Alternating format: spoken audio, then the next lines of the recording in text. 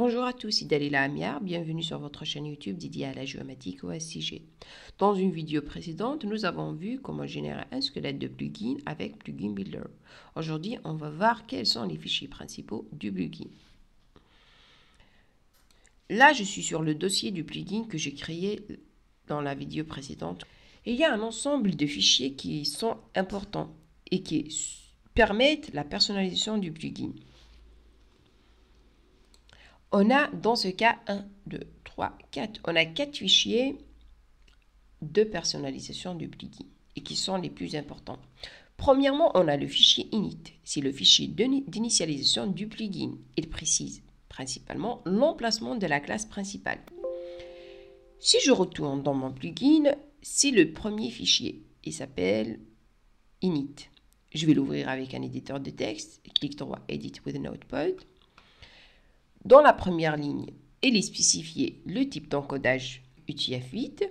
On a ensuite en commentaire l'ensemble des informations concernant le plugin et QGIS. Et troisièmement, on a la définition de la classe principale. On a une fonction qui précise l'emplacement de la classe principale.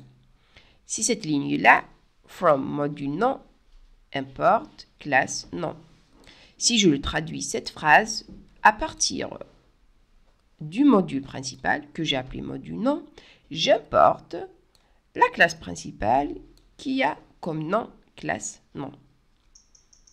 C'est tout simplement ça. C'est à ça que ça sert principalement le fichier init. Ensuite, j'ai l'icône de mon plugin.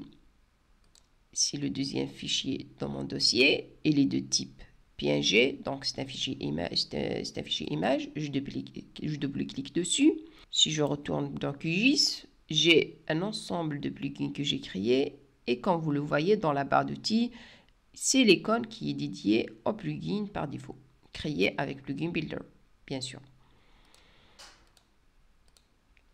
Ensuite, j'ai mon module principal qui comporte la classe principale du plugin.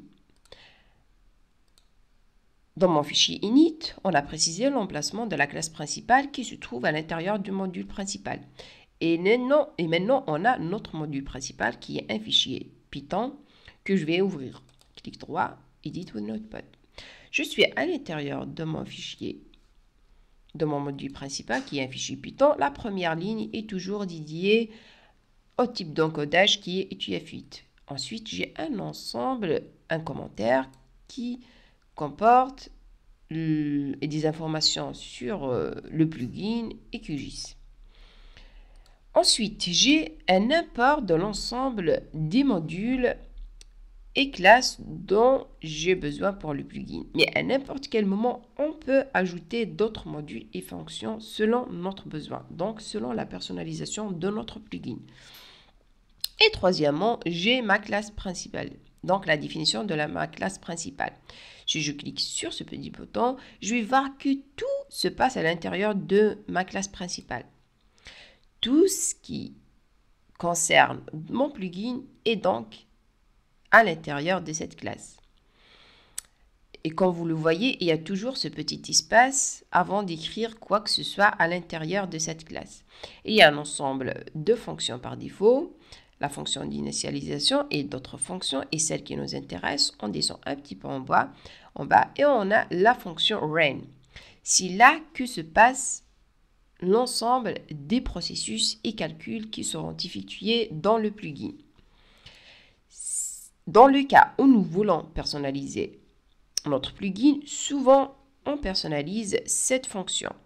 Mais rien n'empêche, on peut ajouter d'autres fonctions à l'extérieur de cette fonction, donc ajouter d'autres fonctions, mais à condition que tout soit à l'intérieur de la classe principale que j'ai appelée dans mon cas classe nom.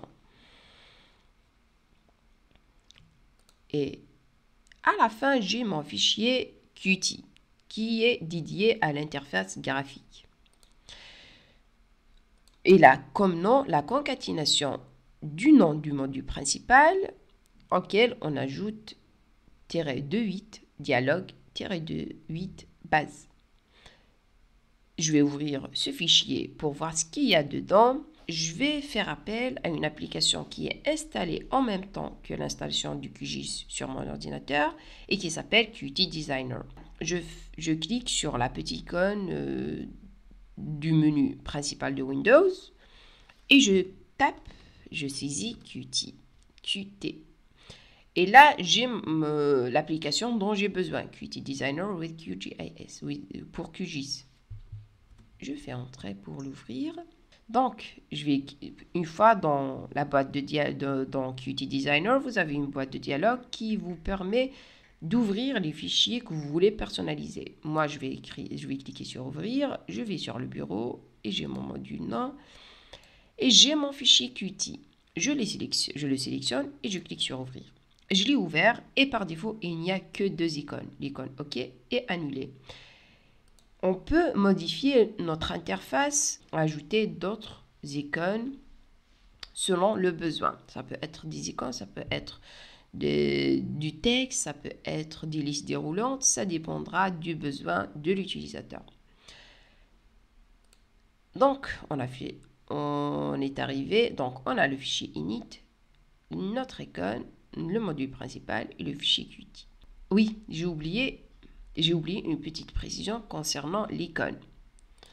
Donc, notre icône, elle a des dimensions de 20 pixels x 20 pixels. Dans le cas où vous voulez personnaliser votre icône, vous pouvez ajouter une autre icône de type, donc un fichier de type PNG, donc une image, et qui aura comme dimension 20 pixels x 20 pixels, que vous allez mettre à la place du fichier icône avec le même nom, donc le nom icône, et supprimer l'image par défaut. Je pense que j'ai fait le tour. On a vu l'ensemble des fichiers principaux du plugin. Je suis arrivé à la fin de cette vidéo. J'espère qu'elle vous sera utile. Au revoir et à la prochaine.